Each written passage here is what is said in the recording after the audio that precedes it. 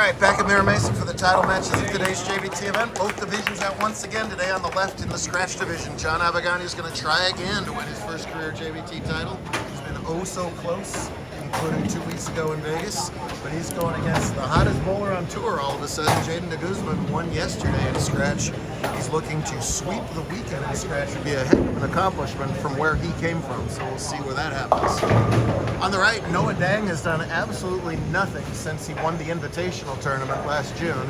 His family has to get on a plane at 6. He has to get on a plane at 4. It is now 3:00. No, we have to be at the airport at 4. I see it. It is now 3 what? 3:00. So we'll see how that goes. As Noah picked today to suddenly become the Noah Dang we knew. But he's going up against a red-hot bowler in Axel Tanner Beers, who has led this tournament from start to finish. And has to make up a 27-pin handicap deficit against Dang to win his first career title. John spared in the first to open things up. He's got a relatively simple 3-pin to shoot at here in the second. Yesterday's lane pattern was hard. Today's lane pattern was, oh my goodness, impossible. Really, really tough.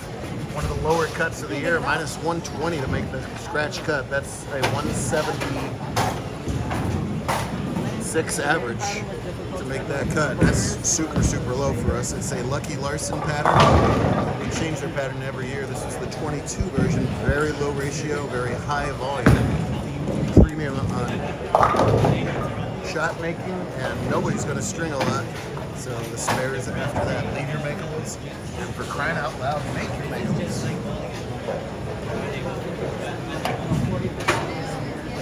Good turnout, smooth run and center. Thanks so much to the whole team here at Mira, Corey and Leilani at Friendsgiving, everybody else.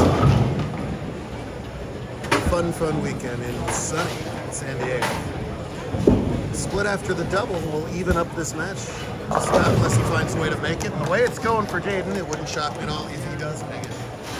And I say from where he came from, what I mean by that is he entered his first tournament of JBT in the handicap division at Westminster, 3 months ago at 145. He has done nothing but live in a bowling alley since then.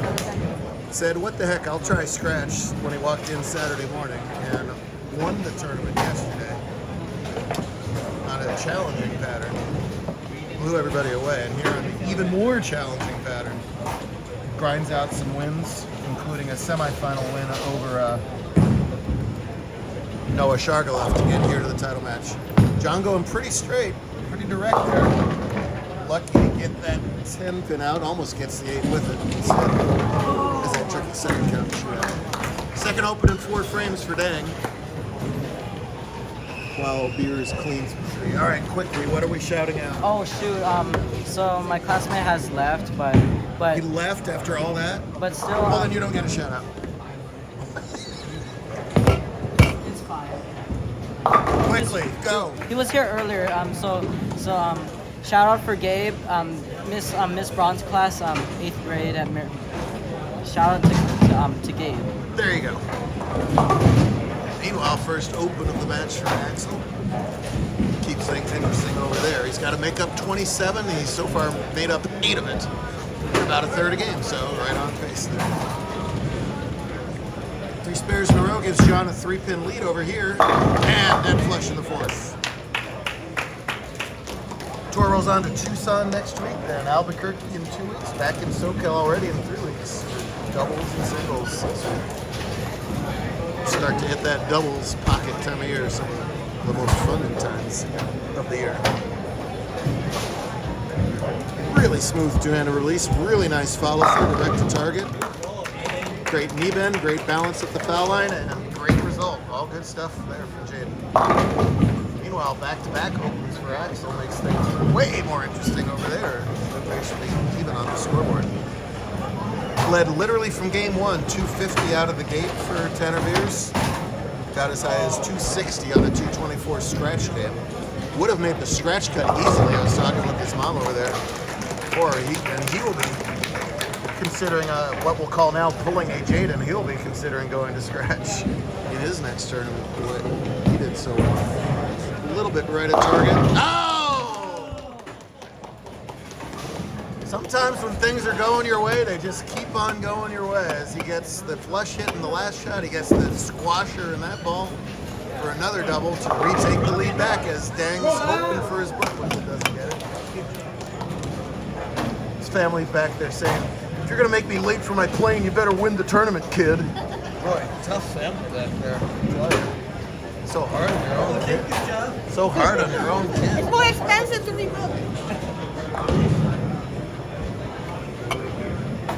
Well, making your spares will go a long way to that win. He's going to throw a little backup ball at the corner, but it's not going to back up quite enough. Nonetheless, he's still ahead in the screen temporarily here, pending what Axel does, who is bowling as fast as he possibly can. Typical of more beginning bowlers to just zoom right through it. Interesting adjustment for Abagani. I haven't watched him much today during the day. He's hamming it up for the crowd. Look at that, wow. John staring down his opponent's parents. This is getting interesting over here. Yes, you're right under direct line here, so yeah. This is getting interesting over here. All good-natured, of course. Let's see if Axel can recover here. Decent shot. Yeah, so straightening up the line here, keeping the ball a little bit more in front of himself is an interesting move in the patterns. Most of the higher rev rate, the two-handers are adjusted by going pretty deep. That ball is not bellying very much, and the last three balls have been as good as you can possibly throw them as he could. John just reversed puberty on that shot. You hear that? Not hurt. He's gonna love to have that on tape. Not hurt. A good shot from Dang. Let's see if Jaden answers at John's. Oh! Not the strike he was looking for, but a super late 8-pin falls here.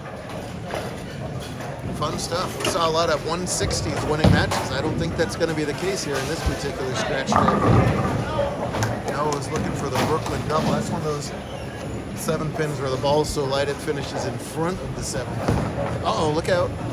Nope. You know what he's doing. Switches to the plastic. That one goes dead straight.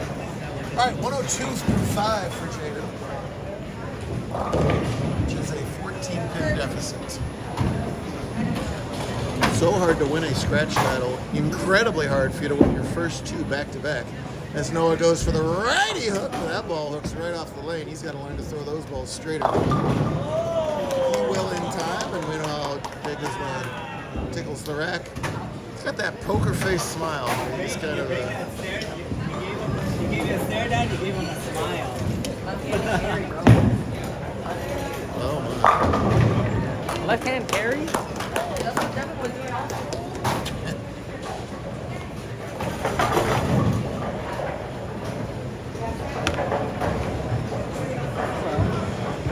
If the cartoon actually has 2 frames remaining. Yes, thank you, screen. We knew that. He's done some catching up here after those 3 opens. He's got 9 spare strike. He's got 131 potentially here. He leads by 19. Has to make up 27. And, oh, that would have been huge if that 7-pin fell. Now he's got a test here. Can he convert that 7-pin into 9th frame? John on the 3-bagger. Get it! And he gets pins over to his corner pin, and that doesn't fall. Corner pin test for John and Axel. Axel has his, nicely done. This is anybody's game here. Again, it's a 27-pin difference on the screen. Dang trails by 19, and John covers the spare. Nicely done. Hung on! Oh no! Well, he was on and open, so that's okay. He doesn't lose any count, but now he really needs to be getting that spare. Oh no. 9th frame potential disaster here for Noah. Absolutely, can still pull this off. Can he cover the spare? Oh, he can! Oh! That is, here's some people in the crowd, that is just as good as 9 spare in that particular situation. Continues to trail by 19, but get 27 back. So he leads by 8 overall. Both bowlers working on spares. Here's the 10th frame. Gives 3 pins back, another tricky cluster to challenge him. Title match is fun on a Sunday afternoon. John leads by 13, spare working in his 8th. Man. He has found a great look on this pair. It's just a matter of executing here, but Guzman has that strike working himself in the 7th. This is going to be a fantastic finish. Noah's going to have a seat. Think about this for a second. Jaden has responded at every opportunity all weekend long. Can he do it again? You bet he can. Wow. Where did this kid come from? Dang it, the spare. Oh, he has it.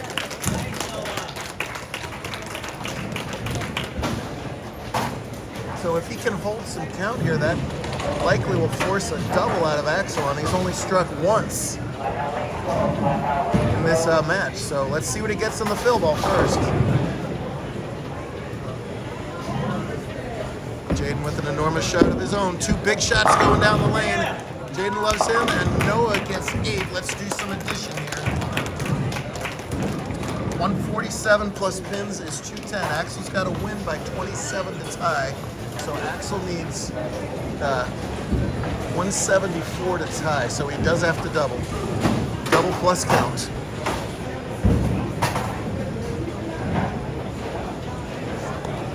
So tough when you lead the tournament all day long. He's avoided all the match play pitfalls. He must throw 2 strikes to win. That one's close. Oh, but it doesn't climb up the hill. Noah will be allowed on a future plane. He doesn't get to be left in San Diego. He's going to win today's handicap title. Hula win scratches completely up in the air. 9th frame for John. Strike working. Begs for it to hold. It doesn't hold, but it gets over far enough. Oh, my.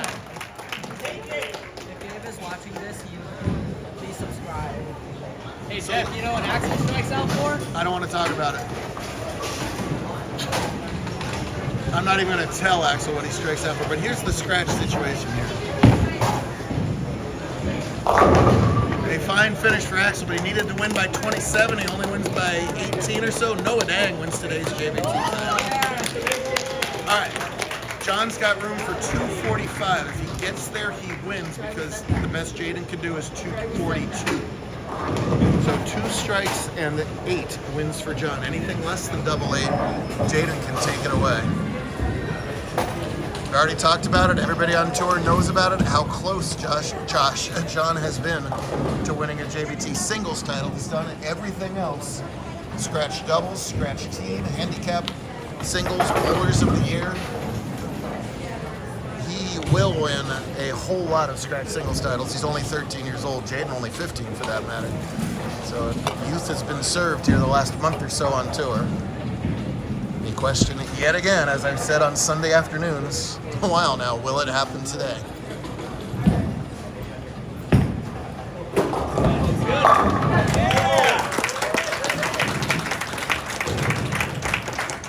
I didn't say much because I'm just sitting back here shaking my head at how good all of these kids are, but how great that shot was in the 10th frame.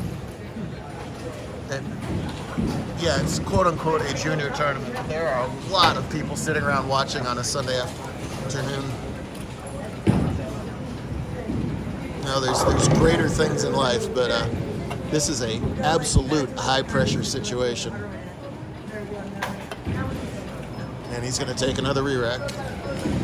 So a little extra time. No limit. It's a professional move.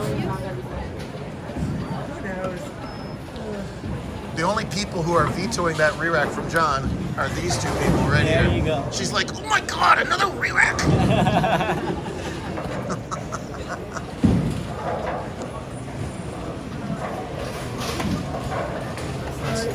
It's certainly not over if he misses.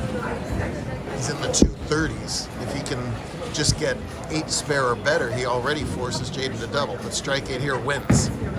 It's wide. It's not going to get there. And the count drops no matter what. That is enormous. Listen, I can't tell him what to do, but he needs to get 2 pins on this spare. The 2 pins here puts him at 231 and keeps tie possibilities in the game. If he gets less than 2, he opens the door for Jaden to win with less. I don't know if he did the math on the scoreboard, but he's got to get the 2 in this spot. That's the smart play right there. Finishes up at 231, which is one of the high games of the entire day. Scores have been so hard to come by in this pattern. For Jaden to win back-to-back titles, double will do it. The strike 9 spare is a tie. Is it? Yes. Whoa! Absolutely rips the rack. Somehow the 10 doesn't fall. And that guy has finally, I say finally, he's been on this planet for 13 years, finally pulls out a win. Disappointment for Jaden, but one heck of a weekend for him anyway. First and second place in a very high-quality title match against the future of Southern California bowling. And listen to that crowd sticking around on a Sunday. Wow. That is what it's all about, folks. Great stuff out of both of them. Let's keep having days like that, folks. Let's do it again in Tucson in about 6 of them. Good stuff.